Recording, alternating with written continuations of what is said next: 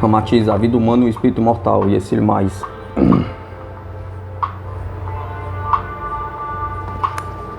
Pergunta: o álcool seria um elemento revelador da realidade psíquica do homem?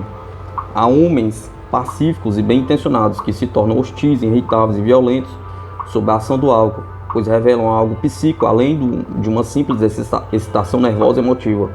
Matiz: quantas criaturas tímidas, pacíficas, que jamais beberam, irritam-se e se desmandam em ofensivas e insultuosas quando alguém lhes fere o amor próprio e lhes causa prejuízos inesperados. Isso demonstra que as qualidades como os defeitos do espírito não se evidenciam à flor da pele, mas se revelam de acordo com as circunstâncias e situações favoráveis ou desfavoráveis no intercâmbio das relações humanas.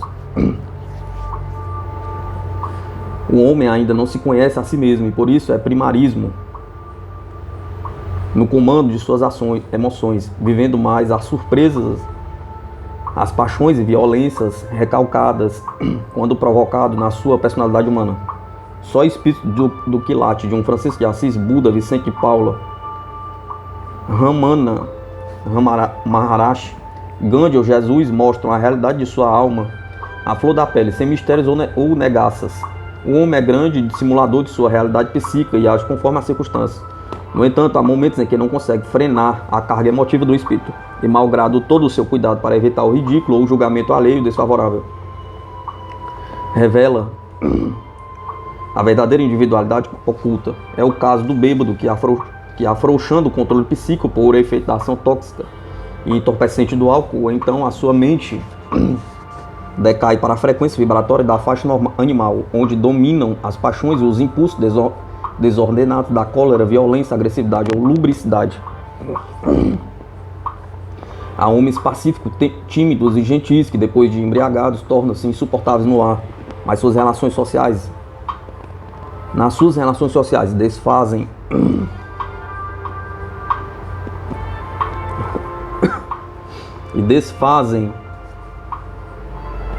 longas amizades ao abrirem as comportas do eu interior. A bagagem inferior animal fragilmente represada pela consciência em vigília emerge sob o tóxico alcoólico e vem à tona o residual detestável. A criatura mal reprimida em suas paixões pelas convenções sociais e advertências religiosas, sob a ação do álcool, liberta-se, revelando a autenticidade de sua formação espiritual. Embora seja mais raro, sob o transe alcoólico pode emergir a memória psíquica do passado e perigarem as relações entre os componentes da família. Ao reconhecerem-se espiritualmente nas diversas condições de vítimas ou algozes do pretérito, sob a ação etílica, identificam-se ou se pressentem velhas inimizades, avivam-se ódios, vinganças, desrespeitos e despeitos ainda latentes no seio da alma. Assim dominam insultos e ódios, pois enquanto o espírito do homem flutua no corpo embriagado, a sua percepção e memória psíquica aumentam, abrangendo fatos que vivem em outras vidas, então reconhece intuitivamente os seus desafetos disfarçados sob o organismo consanguíneo. Daí o perigo das libações alcoólicas entre os membros da mesma família, cujos espíritos ainda primários acicatados pelas reminiscências pretéritas podem provocar tragédias e exercerem vinganças inesperadas, quando massacram-se entre si, marido e mulher, filhos e pais. Nessa imersão psíquica de observação algo freudiana, ainda podem interferir os espíritos desencarnados, malfeitores e adversos do conjunto familiar, que na última hora acicatam crimes e tragédias. São acontecimentos nefastos, inexplicáveis pelas razões comuns em que os infelizes encarnados são movimentados à guisa da verdade, de verdadeiras marionetes sob os cordéis do mundo invisível. Ademais, além da ação tóxica e própria do álcool, isso ainda é agravado pela ganância dos industriais inescrupulosos que desnaturam e falsificam seus produtos para auferirem maior soma de lucros.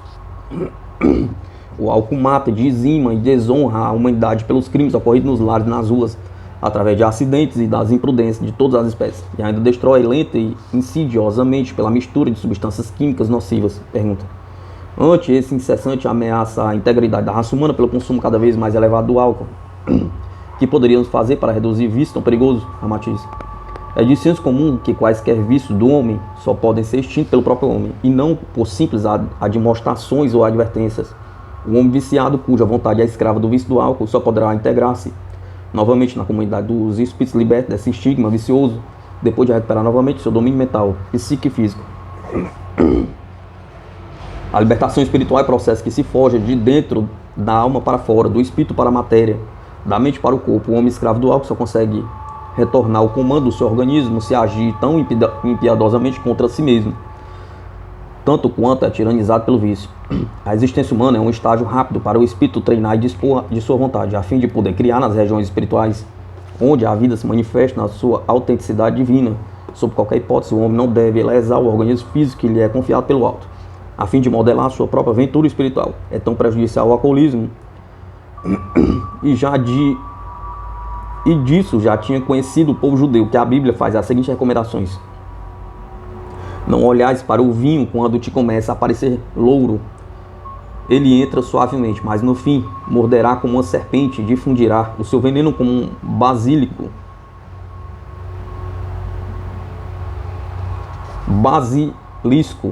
E mais adiante, não te queiras achar nos banquetes dos grandes bebedores. Provérbios 23, 31, 32, 23 e 20. Pergunta: mas é da própria Bíblia que os homens bebem desenfreadamente há muitos séculos ou milênios, não é assim? Ramatiz. Antigamente, os bons chefes de família não frequentavam bares, botiquins e bodegas de fornecimento alcoólico, nem mesmo facilitavam no lar qualquer meio de os familiares ingerirem álcool. Como hoje é tão comum, surpreendemos-nos que no século atômico, malgrado as conquistas técnicas, científicas e terapêuticas, a imprensa, a televisão, a cinematografia e o rádio divulgam abertamente o uso e abuso do álcool, contribuindo para graçá-lo funestamente em todos os ambientes da vivência humana.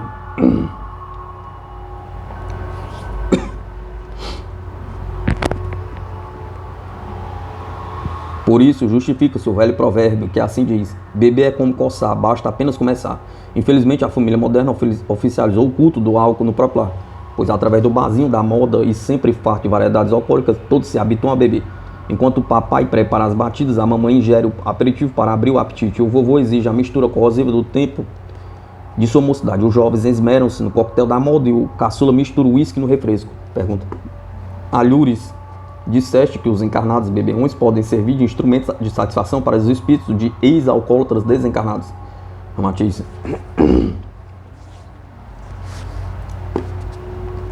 São poucos os encarnados conhecedores do terrível perigo que se oculta através do desregramento pelo álcool. A embriaguez é sempre uma condição vulnerável que pode transformar o homem num ensejo para satisfazer o desejo insofreável dos espíritos de ex-alcoólatras já desencarnados. Os espíritos viciados pelo álcool continuam a sofrer no além-túmulo os horrores do desejo insatisfeito, que aumenta ainda mais devido à vibração rapidíssima do perispírito libertado da carne. Então só lhe resta um recurso, e os mais inescrupulosos e cínicos não vacilam na sua prática: escravizar os encarnados para exercerem a detestável função da ponte viva, ou mais propriamente os de canecos vivos para as suas libações mórbidas. O desejo é furioso, esmagador e masoquista. A vítima desencarnada alucina-se vendo visões pavorosas e aniquilantes. E quando isso acontece, os espíritos inescrupulosos são capazes das maiores infâmias e torpezas contra os encarnados, desde que possam minorar a sede ardente da bebida. São almas que deixaram seu corpo cozido pelo álcool, nas valetas, nos cátres de hospitais ou mesmo em leitos ricos, mas despertam enlouquecidos pelo desejo desesperado de satisfazer o vício. Só reduzindo o número de almas viciadas na terra, entrega-se submissa à terapia do sofrimento purificador e luta no espaço contra o desejo mórbido, a fim de eliminar do perispírito o eterismo, o residual etérico do tóxico que as acicata incessantemente. Algumas, corajosas e decididas, depois de se libertar do desejo crucial do álcool, alimentado na vida carnal, entregam-se ao serviço de socorro aos alcoólatras encarnados, tentando influenciá-los para que deixem o vício, ou atraindo-os para junto das organizações religiosas e instituições espiritualistas do mundo, que devem orientar uma conduta sadia. Mas é coisa dificílima encaminhar alcoólatras para os ambientes religiosos salvacionistas. Tal é o assédio que lhes fazem os obsessores viciados. Pergunta. Realmente temos observado que é trabalhoso conduzir um beberrão a um templo religioso ou instituição espírita, onde seja protegido e esclarecido sobre o terrível vício do álcool. Amatiz.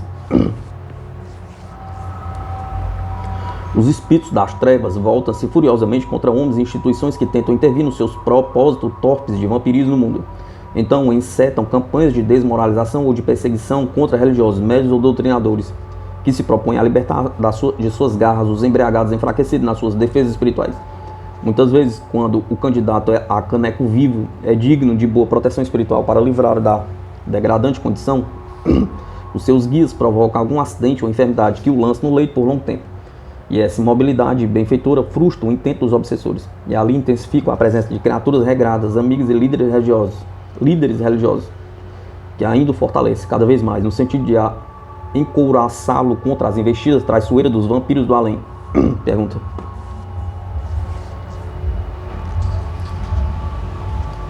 E quando o alcoólatra chega ao final de sua vida degradante, os seus donos não fazem alguma coisa para evitar-lhe a morte e consequente prejuízo pela perda de um vasilhame carnal?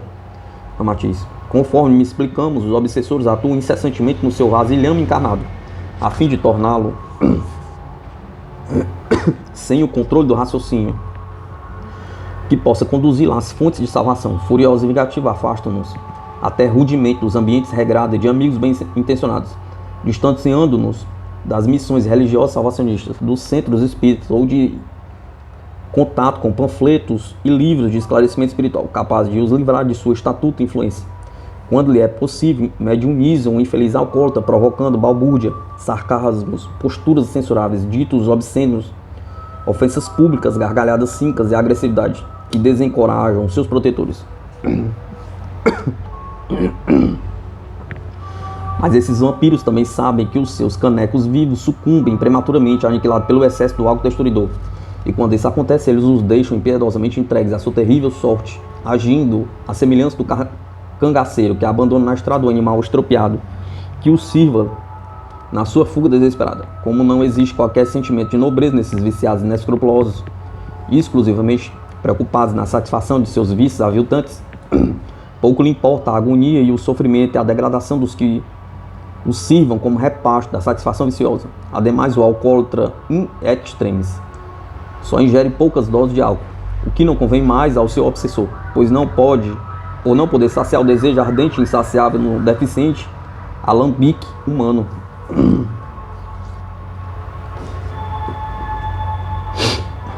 Pergunta. Comumente as pessoas ficam confusas quando explicamos que, apesar da morte do corpo físico, o desejo de ingerir álcool continua latente no perispírito. Sobrevivente, aliás, no perispírito sobrevivente. Aliás, afirma-se que o espírito, depois de desencarnado, não tem mais problemas de natureza física. Amatiz. O desligamento do corpo carnal não destrói os desejos, pois eles são psíquicos, não físicos. O perispírito, explicado racionalmente por Allan Kardec, compreende o conjunto formado pelo veículo mental responsável pelo pensamento e o veículo astralino, que é a sede dos desejos e das emoções do espírito. Após a morte corporal, recrudesce o desejo ardente do desencarnado pelo álcool, no mais atroz desespero, porque ele vê-se impossibilitado de satisfazer pela ausência do corpo carnal, que lhe servia de alambique vivo da drenação alcoólica na terra. A reação viciosa de cada espírito alcoólatra desencarnado depende da sua graduação espiritual ou força mental. Pois enquanto alguns resignam-se no sofrimento lastimável do seu vício degradante, outros preferem agrupar-se ou escravizar-se aos bandos de malfeitores do além, desde que isso lhe permita mitigar o vício incontrolável. Lembram o que acontece com os toxicomanos aí na terra, que se degradam nas condições e humilhações mais infames para obterem o tóxico do vício? Pergunta. Que se compreende realmente por caneco vivo dos malfeitores desencarnados? Amatiz. Caneco vivo é a criatura que, dominada completamente pelo vício do álcool, perde o seu comando psicológico e espiritual, tornando-se o verdadeiro alambique ou robô da vontade dos desencarnados alcoólatras. Os espíritos degenerados e viciados procuram as criaturas vítimas da bebida alcoólica, porém enfraquecidas de vontade ou escravas de paixões inferiores, a fim de transformá-las num prolongamento vivo pelas quais possam absorver as emanações do álcool através do estômago dos seus canecos vivos. É uma infame simbiose fluídica. Conseguem sugar os fluidos etílicos que se exudam da decomposição digestiva. Mas a confecção de um caneco vivo exige tempo, porque é fruto de um trabalho obstinado do obsessor, ajustando-se ao duplo etérico do viciado encarnado, isto é, o campo energético, espécie de cavalo que se liga vitalmente ao corpo físico. De princípio, precisa afastar as boas amizades, proteções e circunstâncias que envolvam o candidato a recipiente alcoólico. É necessário isolá-lo tanto quanto possível da própria família através de conflitos, desentendimentos e repulsas. Alguns obsessores perseveram anos vigiando e subvertendo sua vítima até a degradação máxima.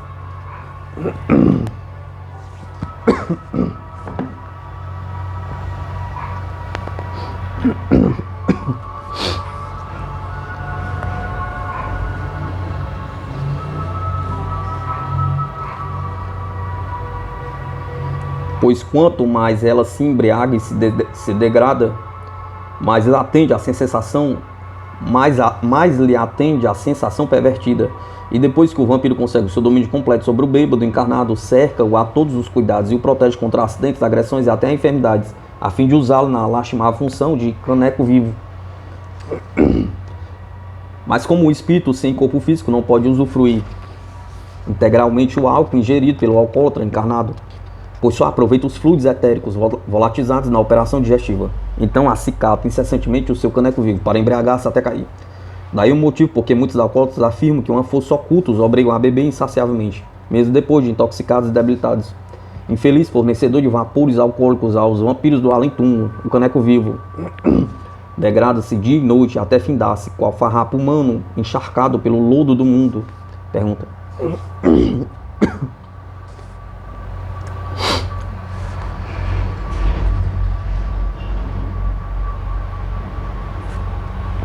Sem dúvida, esses obsessores ou vampiros do além só exercem a sua ação infame à cata de canecos vivos nos ambientes viciados do mundo, não é assim? Matiz. Comumente eles pululam nos botiquins, prostíbulos, nas casas de jogatina, nos antros clandestinos e nas boates, onde se abusam do álcool, mas alguns conseguem penetrar nos lares indefesos, onde além do ódio, do ciúme, da irascibilidade dos familiares, ainda domina o vício do álcool. Acotovelam-se em torno das prováveis vítimas e as incentivam a toda sorte de desacertos, discussões e aflições, procurando induzi-las a buscar lenitivo no vício da bebida. São espíritos sedentos, lúbricos, desfigurados na sua constituição perispiritual humana, profundamente ciumentos, coléricos, impiedosos e vingativos. Castigam e perturbam os seus canecos vivos quando lhes fornecem deficiente dose alcoólica, pois o desejo insatisfeito os enfurece às raias da loucura. Pergunta.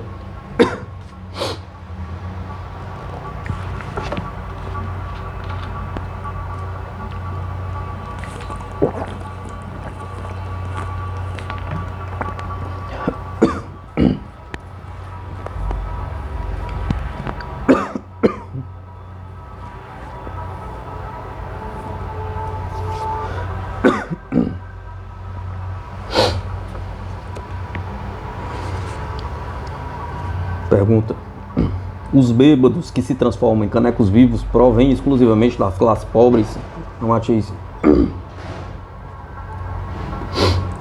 Os canecos vivos não são apenas produto de classes miseráveis ou parecem lá, aviltados apenas pela cachaça barata, mas também são encontrados imobilizados entre os próprios homens ricos, intelectuais, boêmios e poetas de alta classe, que se degeneram diante das mesas fartas no exagero do gin e do uísque caríssimos. Aos vampiros do além não importa as posses, a cultura, a hierarquia ou os privilégios de classe dos encarnados. Só lhes interessa a possibilidade de os transformar em canecos vivos, seja de cachaça, vinho ou uísque. Qualquer bebarrão desnaturado, rico ou pobre, sábio ou analfabeto, pode ser plasmado no caneco vivo. Pois se já perdeu o bom senso e o comando de si mesmo, é facílimo de ser controlado por outro espírito malévolo e inescrupuloso. Pergunta. Aludistes à possibilidade de o espírito vampiro atuar no próprio lar, desgovernada acato do caneco vivo. Poderia explicar isso de modo mais claro, Ramatiz? Os vampiros alcoólatras procuram intensificar as irritações, desforras e frustrações ou ciumeiras entre as criaturas emotivamente descontroladas, mas afins à bebida. Elas então se mostram prováveis candidatas à ignoble função de caneco vivo, depois de devidamente domesticada pela ação mediúnica dos obsessores. São preferidas as que se irritam facilmente por qualquer contrariedade ou frustração, e depois procuram afogar suas mágoas e ressentimentos na bebida. Trata-se de criaturas demasiadamente suscetíveis do amor próprio e débeis da vontade, que se demandam facilmente nas emoções intempestivas. Elas caminham ao encontro dos alcoólatras desencarnados por sendas ignoradas, desatentas à sua viciação gradativa e dirigidos por vontade oculta. Os vampiros alcoólatras aliciam críticas, censuras, desentendimentos e humilhações entre os seus prováveis candidatos, quer nos locais de emprego, vínculos de transporte, nas competições esportivas, casas de diversão e nos próprios lares invigilantes, cuja família rompe a cortina de fluidos protetores.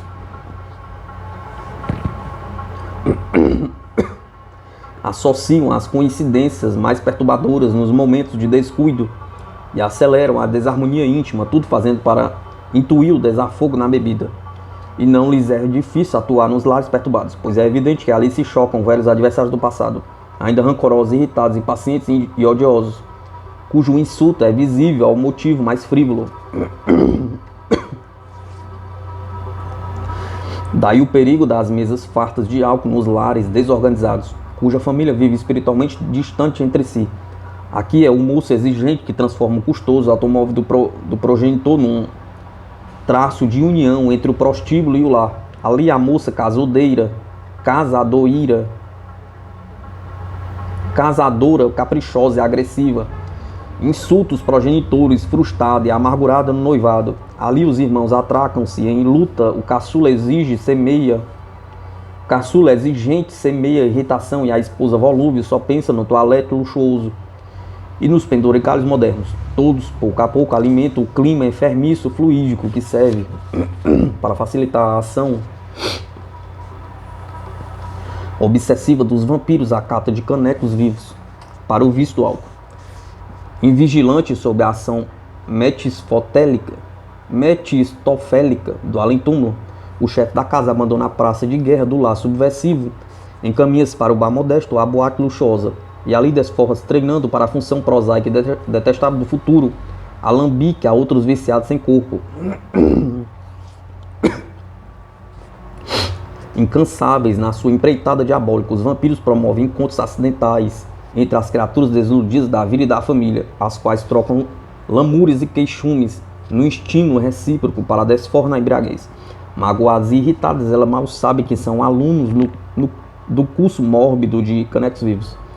Pergunta: como se explica que os obsessores, sendo tão cuidadosos para com seus canecos vivos, depois de tudo fazem para levá-los à degradação mais infame?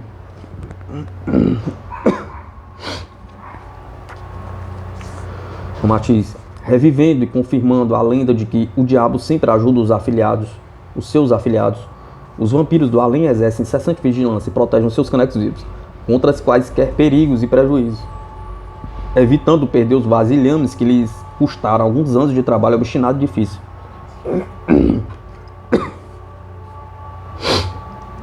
Qualquer encarnado que apresente condições mediúnicas eletivas para se transformar no caneco vivo de fluidos etílicos para os beberrões do além é tão estimulado para beber assim como protegido para viver.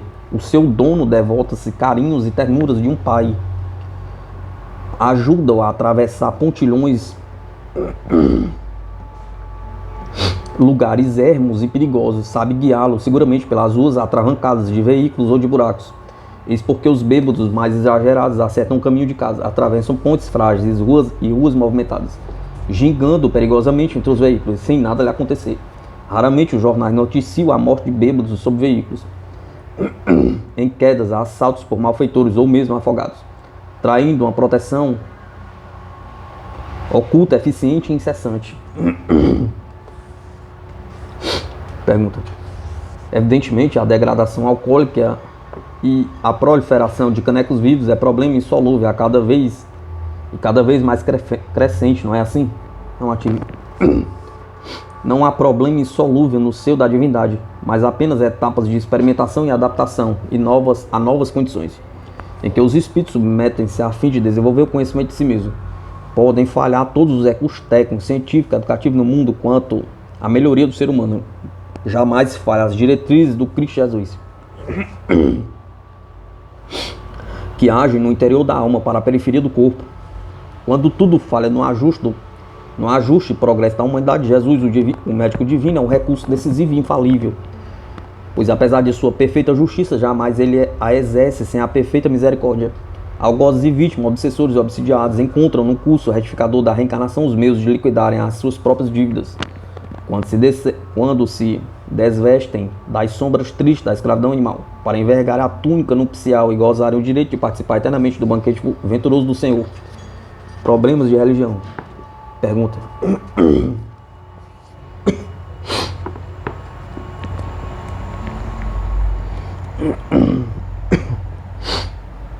Por que os homens precisam de religião? Os homens são espíritos encarnados e neles já existe inato o sentimento religioso como um veículo divino entre a criatura e o Criador. O sentimento religioso, portanto, é comum a todos os seres e raças humanas, embora varie na sua expressão rudimentar. Tem sido assinalado até entre os povos mais selvagens. Nunca desapareceu por completo, permanece como manifestação espontânea, inerte à criatura humana, independente de qualquer fórmula ou organização exterior. Existiu sempre a inata tendência de o homem se voltar para o sobrenatural, no processo de relações vitais entre si e Deus.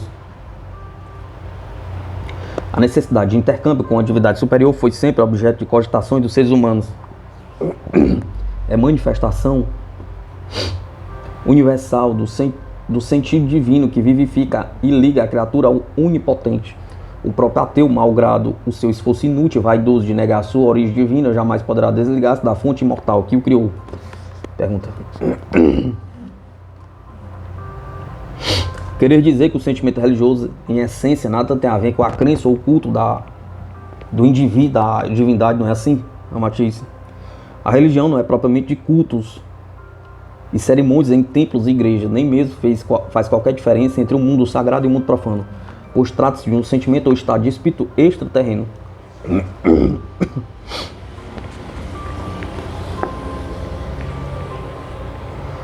Na sua manifestação natural, é a essência divina vibrando incessantemente na intimidade do homem. Existe, permanece latente, seja qual for a atividade, o pensamento ou a atitude humana. O culto, no entanto, é um modo peculiar de a criatura expressar esse sentimento religioso, inato, mediante formas, símbolos e ritos diversos, como expressão de sua crença à luz da consciência física. Daí a diferença existente entre a conduta religiosa à luz dos templos, das igrejas e instituições espiritualistas, a conduta profana dos ateus. Por isso, o homem crente adotou formas, símbolos e ritualismos conjugados a cânticos, músicas e poesia, procurando demonstrar o seu sentimento religioso no sentido de ser agradável a Deus. A vida profana abrange as atividades prosaicas e comuns na luta pela sobrevivência física, e a vida religiosa significa o culto pela devoção, condução ou conduto superior nos templos. Pergunta.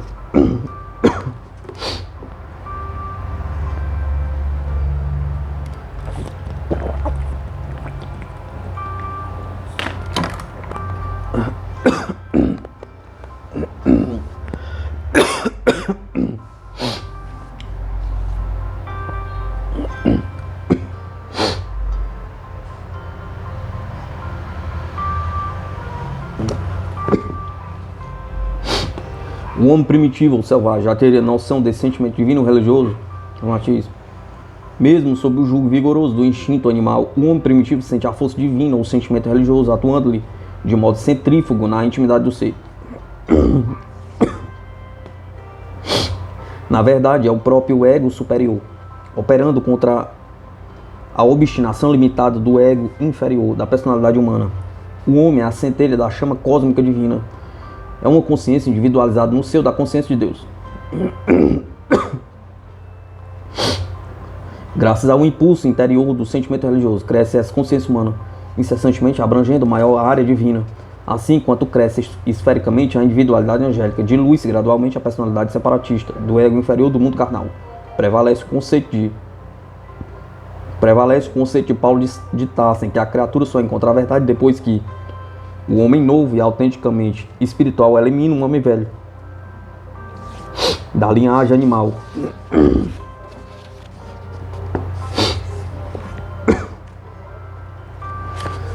O selvagem demonstra esse sentimento oculto no respeito ao temor às forças da natureza, adorando o sol, a lua, o mar, as estrelas, o trovão e o vento. Sente tais coisas e fenômenos vibrarem de um modo misterioso em si, como reflexos positivos do que ainda não pode identificar na sua consciência primária. De princípio, ele fazia oferendas sangrentas aos deuses, avaliando a natureza da divindade pela sua própria natureza selvagem. Os seus apetites, costumes e paixões instintivas deveriam ser também de preferência do misterioso Senhor Criador do mundo. Sem dúvida, o homem, primeiramente, deve crer em algo, no silêncio augusto de sua alma, para depois manifestá-lo no mundo exterior através das expressões adequadas à sua própria compreensão humana. Assim, tanto o selvagem como o homem civilizado procuram testemunhar de modo sensível e compreensível, embora diferente, o mesmo sentimento divino da religiosidade que lhe palpita na alma. E tanto quanto o homem evoluiu na sua capacidade de encontrar formas cada vez mais lógicas e inteligentes para revelar-se num cenário do mundo físico, o sentimento religioso também aflora mais intensamente à luz da consciência, podendo ser interpretado por motivos e recursos cada vez mais próximos da sua natureza espiritual. Lembra a luz que mais se expande e ilumina, tanto quanto aumenta a limpidez e a capacidade da lâmpada. Por isso é bem grande a diferença que existe entre os cultos simbólicos grotescos utilizados pelos selvagens e as formas litúrgicas e cerimônias inspiradas pelos cânticos, odores agradáveis, música, poesia e prece, que os civilizados movimentam no seu culto religioso. Pergunta.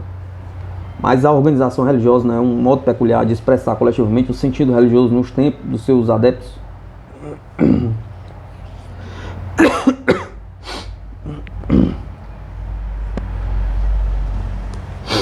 Matiz.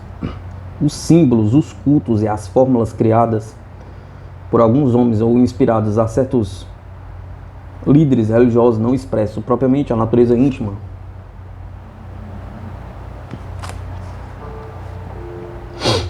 e exata do sentimento coletivo de todos os crentes e adeptos. Os homens variam em temperamento, costumes e cultura, e quando se filiam a uma organização religiosa ou instituição espiritualista para interpretar-lhes o sentimento religioso, eles se desfiguram a sua feição divina em face das proibições, dogmas e tabus separatistas.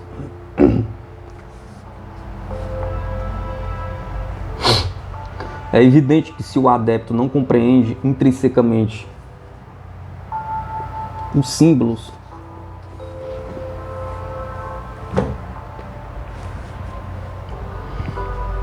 as fórmulas e as imagens que a sua organização religiosa mobiliza para identificar-lhe o sentimento religioso num culto exterior, também não sabe o que sente. É muito difícil explicar para uma criatura sem o fato que o perfume da rosa é mais duradouro do que a própria flor que a produz, ou esclarecer o religioso que o Fausto e a consagração do culto exterior é bem inferior à natureza incomum do seu sentimento religioso. Quando as pessoas adoram a divindade, submetendo-se passivamente numa instituição religiosa ou esotérica a certas obrigações, regras ou votos consagrados, é óbvio que elas abdicam de sua vontade e razão pessoal, a fim de atender à exigência generalizada do conjunto.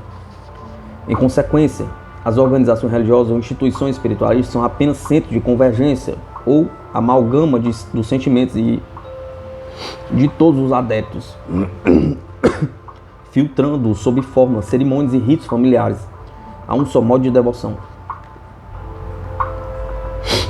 Cria-se um padrão convencional, o sistema religioso, em alguns líderes ou grupos de homens compõem a fim de revelarem, tanto quanto possível, a realidade do sentimento religioso inato. As organizações religiosas jamais propiciam a manifestação integral e autêntica do sentimento religioso do homem imortal, que é um veículo entre si e o Criador, quando tentam fazê-lo através de fórmulas ou cultos convencionais. O homem vinculado incondicionalmente a um credo religioso ou doutrina espiritualista é um robô submisso ao comando dos sacerdotes católicos, pastores protestantes, doutrinadores espíritas ou esotéricos. mestres Rosa Cruzes ou líderes teosofistas, escravo de bíblias, compêndios sectaristas, estatutos e disciplinas que o limitam na sua verdadeira identidade religiosa. O devoto ou adepto cumpre docilmente os atos religiosos ou práticas iniciáticas que outros homens acham de boa aplicação e o orientam quanto ao modo de sentir e pensar. Embora sejam consagrados à responsabilidade de líderes ou mestres religiosos, os que ensinam também ainda não conseguem expor a plenitude do seu sentimento divino, e assim limitam as atividades dos seus discípulos, simpatizantes ou adeptos, num certo rumo que julgam o mais certo para identificar a natureza divina do Espírito encarnado. Já dizia Paulo que a letra mata e só o Espírito vivifica.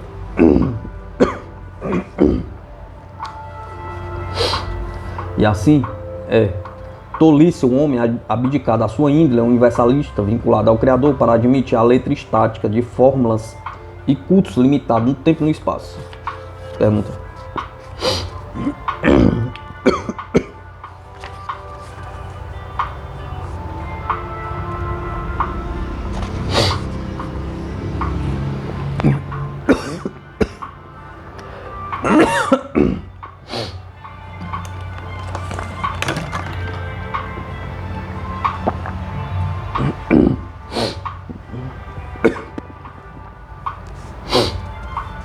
Pergunta. Querer dizer que nenhum conjunto religioso no mundo expressa a autenticidade integral do sentimento divino inato no homem? Matiz. As organizações religiosas do mundo só exprimem através de símbolos e cultos a idiosincrasia dos seus próprios sequazes ou organizadores. Tratando-se de organizações de homens de um ordem primário como é a Terra, são falíveis e contraditórios como eles, malgrado tentam revelar o sentimento religioso universalista, tão expansivo quanto a natureza do próprio Deus. Essas organizações retratam as contradições, suposições e vulgaridades humanas. As instituições religiosas e espiritualistas do mundo ainda não podem rejeitar superstições, dogmas, tabus e preceitos sagrados que devem reprimir os pecados e ativar as virtudes.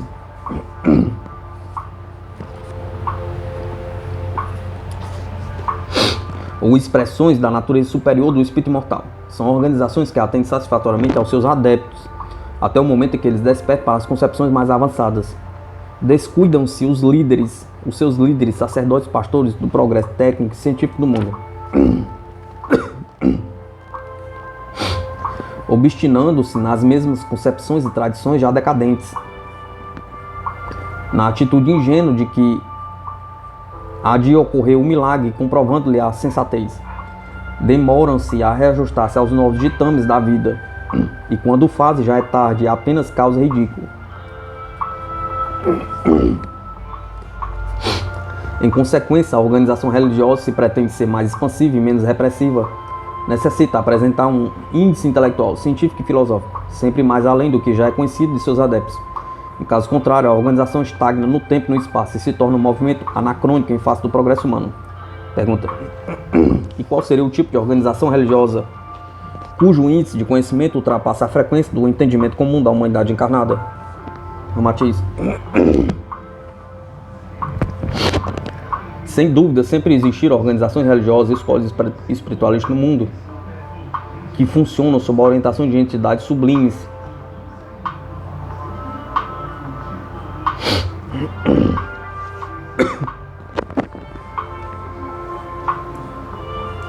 e ensinam conhecimentos além da época.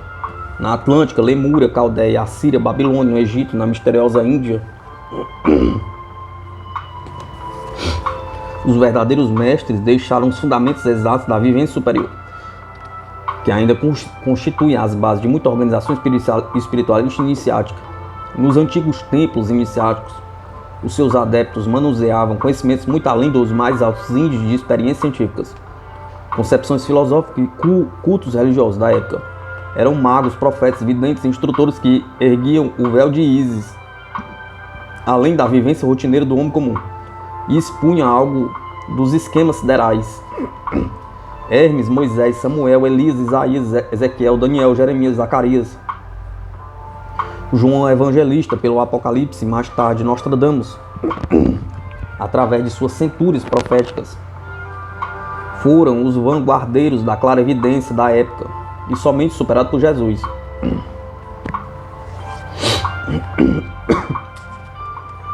A reencarnação e a lei do karma, temas fundamentais dos espiritualistas modernos, já eram conhecimentos comuns entre os mais antigos sacerdotes védicos e dos egípcios na era faraônica. No entanto, as organizações religiosas dogmáticas, como o catolicismo e o protestantismo, ainda resistem a qualquer postulado espiritualista que mencione tais fundamentos milenários.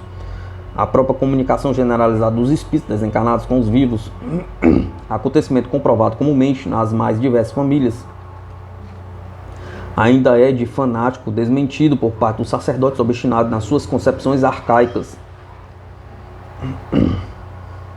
A vivência religiosa do próximo milênio inclui familiarmente o conhecimento da lei do karma, o processo reencarnatório, a comunicação comum entre encarnados e desencarnados, em face da hipersensibilização do duplo etérico.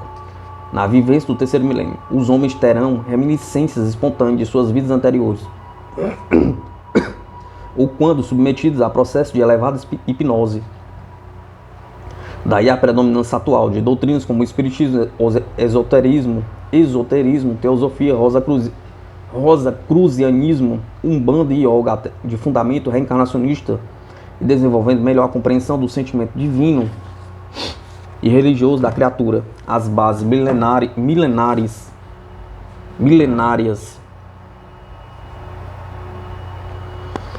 da lei do karma e da reencarnação permitem que tais movimentos espiritualistas sobrevivam por longo tempo na face do orbe, uma vez que já cultuam ensinamentos siderais definitivos. A vida humana, o espírito imortal, Ramatiz, esse demais.